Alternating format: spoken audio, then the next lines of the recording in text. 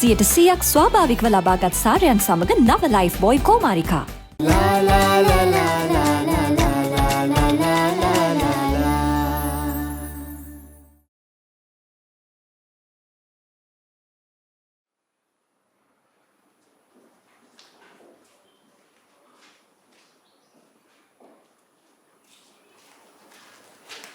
Uncle भेद बुना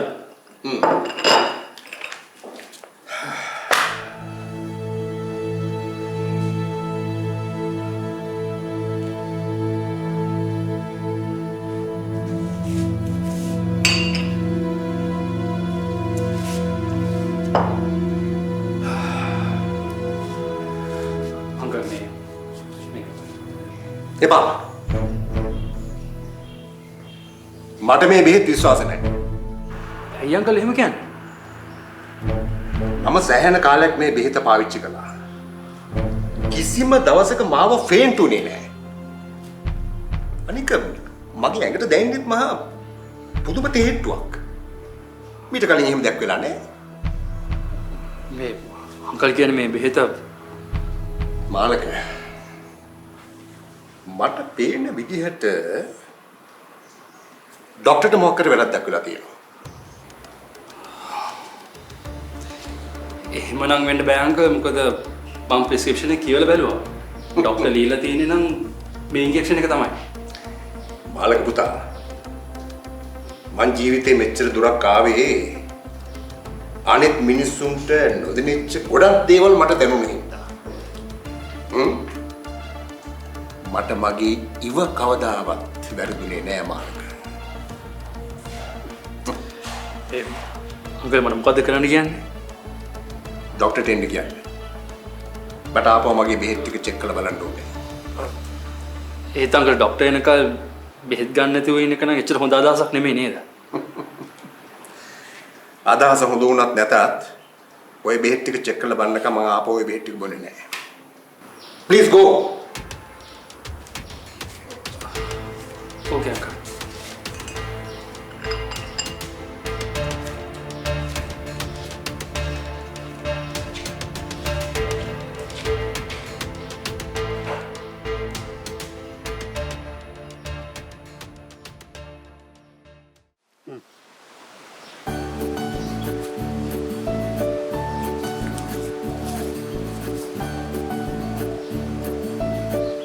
මාමට කොහෙන්ද මේවා?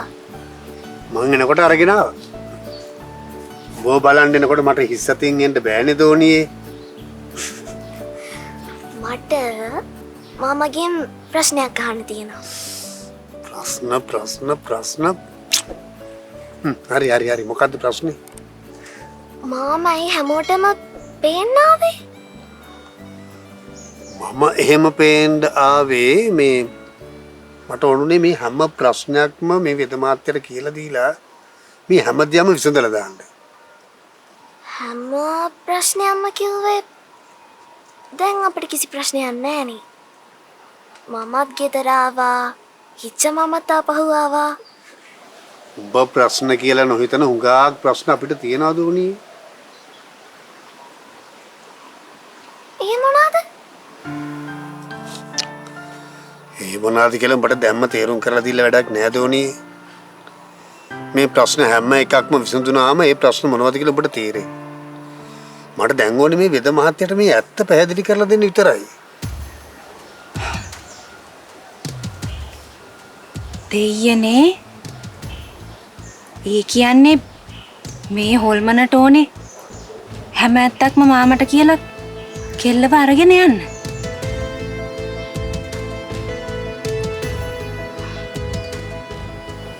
හරි. දැන් ඔය හැම ප්‍රශ්නයක්ම විසඳුණා කියන්නකෝ. එතකොට මම ආයේ මාව බලන්නේ නැද්ද? මේ හැම ප්‍රශ්නයක්ම විසඳුනාම ඔබට මාව ඕන වෙන එකක් නෑද උනේ?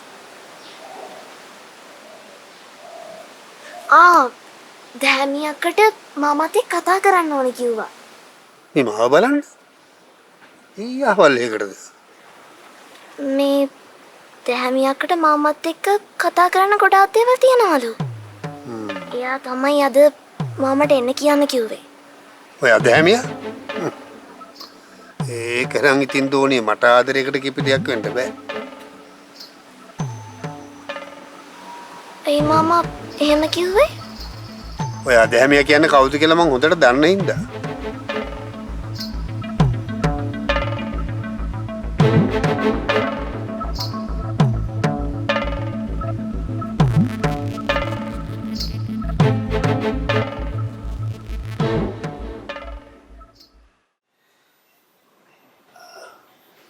කලින් වතාවට වඩා ගුණයක් තියනවද? එහෙමටමයි කියලා ඉතින් නෑ වේද මහත්තයා. රැයට තමයි වැඩියෙන්ම රිදෙන්නේ. රැය එළි වෙනකන් නිින්දක් නෑ. ඔය ලොකු නැහැ දන්න කියන කවුරු හරි ඉන්නවද බුරුලු තැන්න පැත්තේ? මේ ඇයි වේද මහත්තයා එහෙම අහන්නේ?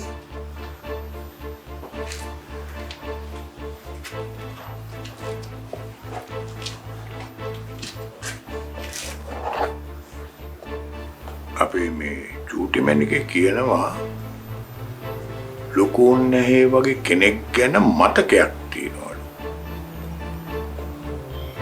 ඒ කියන්නේ මේ දරුවට හොඳට මතකයිලුද බොරළු දෙන්න පැත්තේ කියලා. හරියටම නෙමෙයි. එයා කියන තුරුතුරු අනුව අපිට හිතෙන්නේ මේ පැත්ත කියලා තමයි.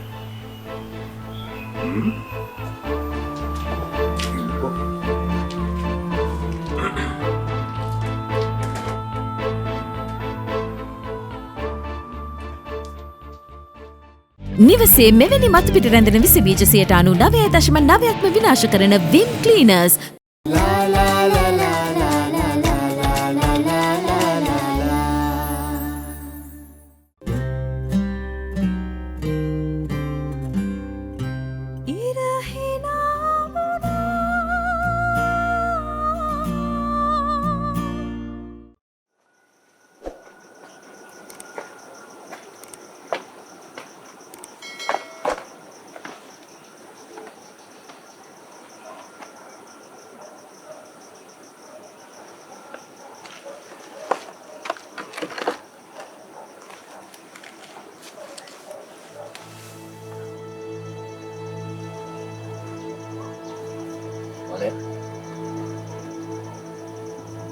බලය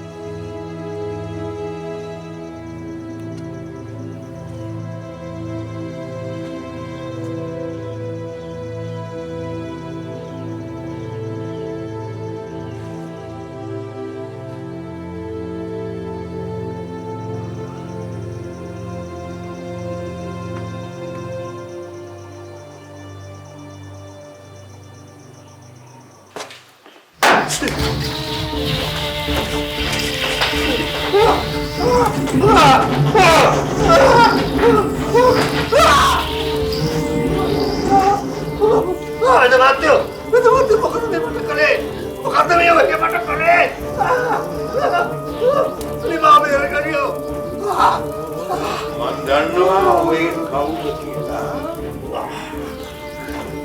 උඹ අමනුෂ්‍යෙක්. මොකටද මෙහෙ ආවේ? මොකටද මෙහෙ ආවේ? ආ? තමයි දෝනිගේ මාමා. මම කාටවත් කරදරයක් කරන්න නෙමෙයි. උඩ වෙනවත් ටික කතා කරන්න. මොනවද තොට මාත් එක්ක කතා කරන්න තියෙන්නේ? මොනවද තොට මාත් එක්ක කතා කරන්න තියෙන්නේ? ආ!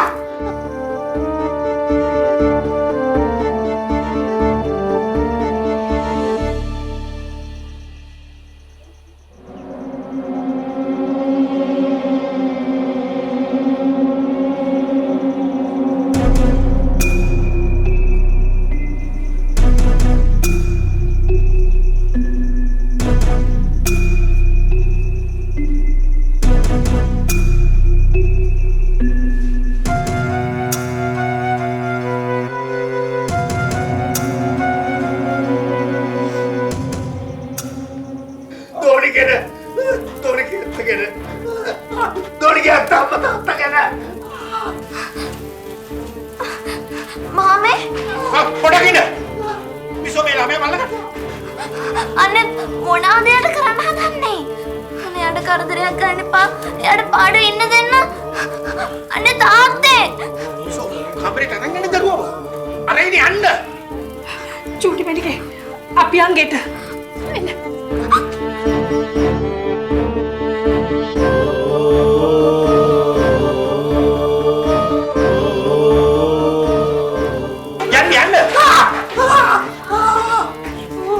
මොනවද ඔබට මාත් එක්ක කතා කරන්න තියෙන්නේ? දෝණිගේ අම්මා දෝණිගේ අම්මා දෝණිගේ අම්මා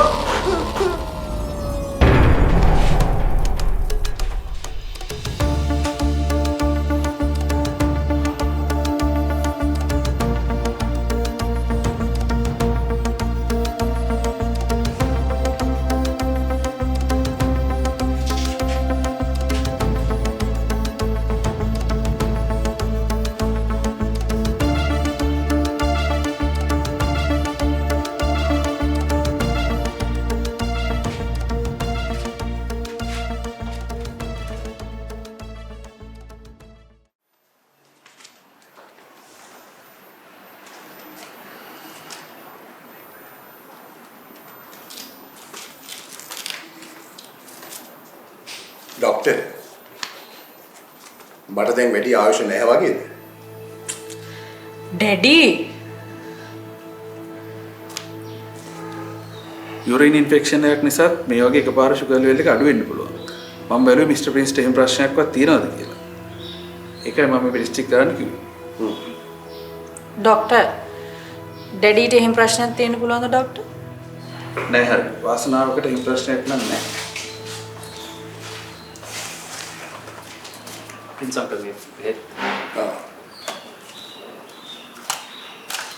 डॉक्टर බලන්න මේ බෙහෙත් වල ප්‍රශ්නයක් තියෙනවද කියලා බලන්න.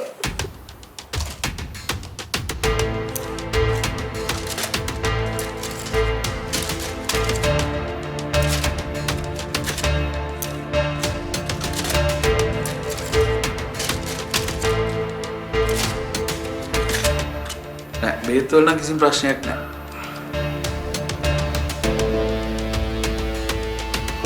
මේ එතකොට කොහොමද ડોක්ටර් මේ ප්‍රින්ස් අංකල්ගේ ෂුගර් ලෙවල් එකපාරටම අඩු වුනේ? ඒකට හේතු කීපයක් බලපාන්න පුළුවන් මාළක. ප්‍රින්ස් කියන්නේ පැරලයිස් වෙච්ච කෙනෙක්. එහෙම කෙනෙක්ට මේ වගේ ප්‍රශ්න ඇති වෙන්න පුළුවන්. කොහොමද දැන් ඉතින් මම වයසයිනේ. මට දැන් තියෙන්නේ බෙහෙත් වලින් දුන්න ශරීරයක්. නේද ડોක්ටර්? වයසත් එක්ක මේ වගේ ප්‍රශ්න එන්න පුළුවන් මිස්ටර් ප්‍රින්ස්.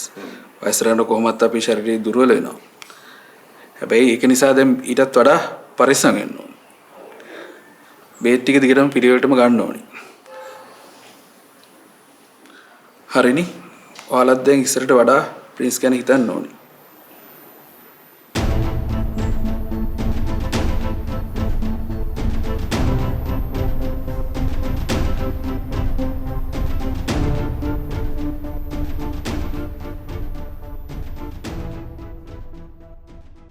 මෝල්ට් බාර්ලි යහගුණේ හා කිරිසාරය ඇතුළ වැදගත් පෝෂ්‍ය පදාර්ථ 23කින් සමන්විතයි.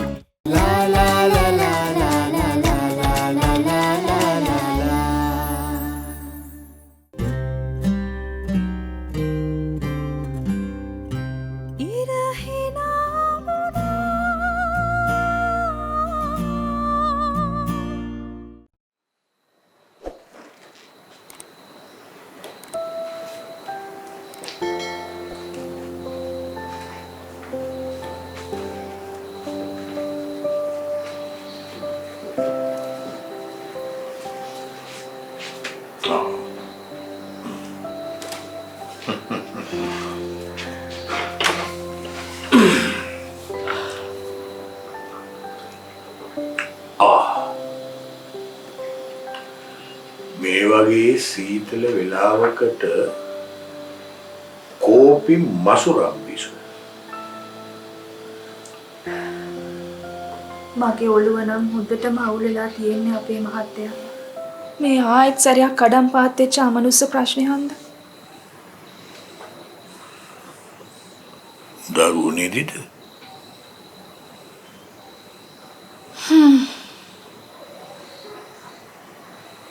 අතනින් වාඩි වෙන්නකෝ.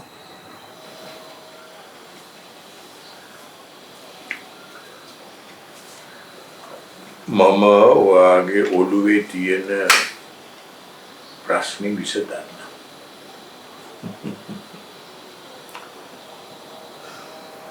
අපේ චූටි මැනිකේ කිව්වා නේද? එදා මගෙන් බෙහෙත් ගන්න ආපු මිනිස්සයා එයාගේ හොල්මන් මාමා කියලා. ඒක මන් දන්නවනේ අපේ මහත්තයා. එතනින් එහාට මොකද්ද උනේ? මේවනේ අමනුස්සේ කොහොමද මහා දවාලේ අපි හැමෝටම පේන්න අපේ ගෙදරට ආවේ කියලා මටත් ලොකු ප්‍රශ්නයක් වුණා. මේ ආවේ ඇත්තටම අමනුස්සෙක්ද කියලා බලන්න තමයි මම අර තෙල ජීවන් කළේ. ඊට පස්සේ පහුවදා හුංගාවනේ අපේ ගෙදරට ඇවිත් කීවා එයාගේ පැලේ ඉන්න ලෙඩා විඩින් විඩේ සිහිය එනවා ආයේ සිහිය නැති වෙනවයි කියලා. අර අමනුස්සයා අපේ ගෙදරට ආපු වෙලාවයි ලෙඩාගේ සිහිය නැති වෙච්ච වෙලාවයි බලපුවාම සමානයි. ඒ කියන්නේ එදා මෙහාට ඇවිල්ලා තියෙන හොල්මන. අනේ දෙයනේ. කලබල නොවී අහන්නකො බිසු. ඒ අමනුස්සයා ඇවිත් තියෙන්නේ අර ලෙඩාගේ ප්‍රාණ ශක්තිය අරගෙන. තේරුණාද? මම අර ජීවන් කරපු තෙලෙම් කොටහ දුන්නනේ හුංගට. අර ලෙඩාගේ සිහිය නැති වෙච්ච වෙලාවට හිසේ උර හිසේ ගල්වන්න කියලා. එතකොට හොල්මන එදා එකපාරටම අතුරුදහන් වුණේ. උංගා ඒ වැඩේ හරියටම කරලා තියෙනවා. එහෙමනම් අපේ චූටි මැනිකට හොල්මන ආපහු කරදරයක් කරන එකක් නෑ නේද අපේ මහත්තයා? එයාට අපි ඉස්සරහා පෙනී හිටින්න නම් ආයෙත් බෑ. හැබැයි නොපෙනෙන්න එන්න බැරි කමකුත් නෑ.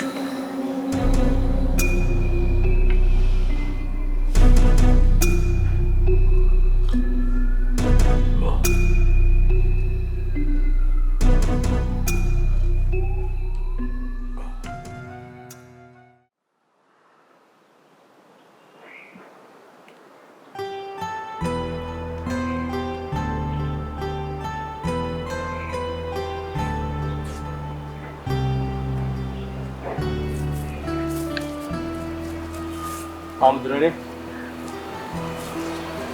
සුවපත් වේවා.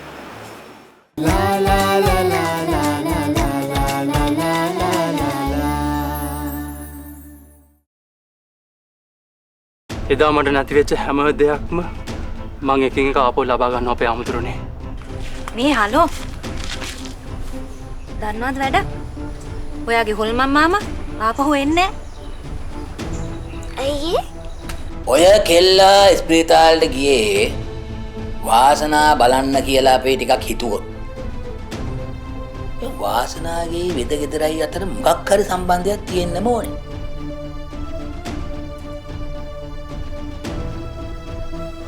මාළකයෝ